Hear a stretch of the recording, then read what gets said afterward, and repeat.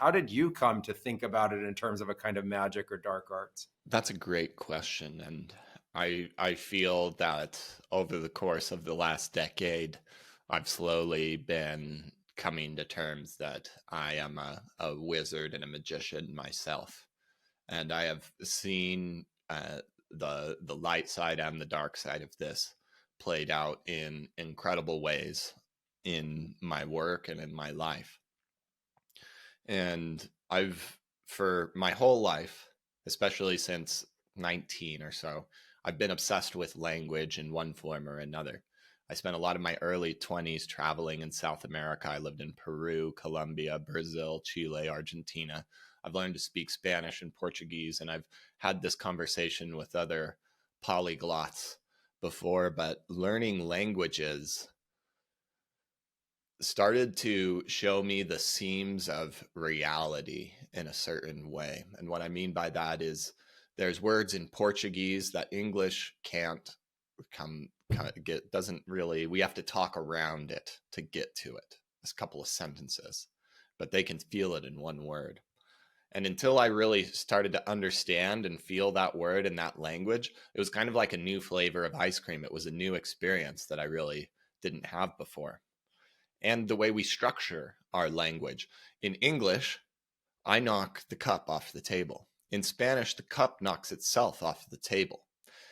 And that it seems like a minor syntactical kind of frustrating thing when you're in basic grammar trying to learn how to speak properly. But this also fundamentally shapes how you see your reality. And when you start to see, oh, it can be constructed this way, it can be constructed that way, then all of a sudden you start to learn where something didn't seem to be malleable or plastic, movable, changeable, because it was almost invisible to you. Another good example, though not language, I spent a lot of time in Thailand as well. And in Thailand, they use their forks and spoons differently than we do in the West. They kind of use their fork to push food onto their spoon, and in the West we like to stab things. But I've never thought of this, and now I have access to this, and it's like there was a knob where there wasn't one before. So bringing this all back to language and magic, the words that we choose to use are so powerful in shaping our reality and our circumstances.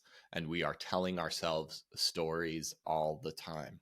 The same stories that influence us, or that can be used from the stage to connect with an audience, are the same things that we are telling ourselves at night right before we go to bed, and are keeping us from doing what we really want to be doing, or in that relationship that we don't want to be in, or whatever number of things out there.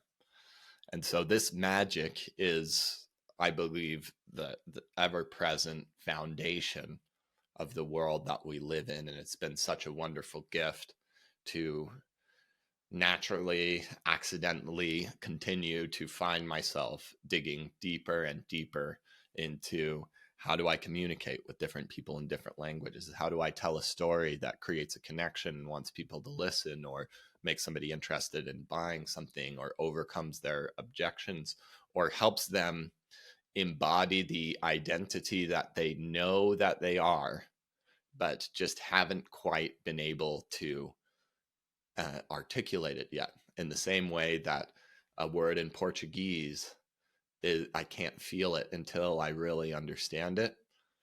When you can really articulate your own story with that level of clarity in a way that it changes how you show up as a leader, and it creates that energy that we really look for and want in our leaders, and that you really want to embody, to get you out the door to do the incredibly challenging things that you are so excited to do.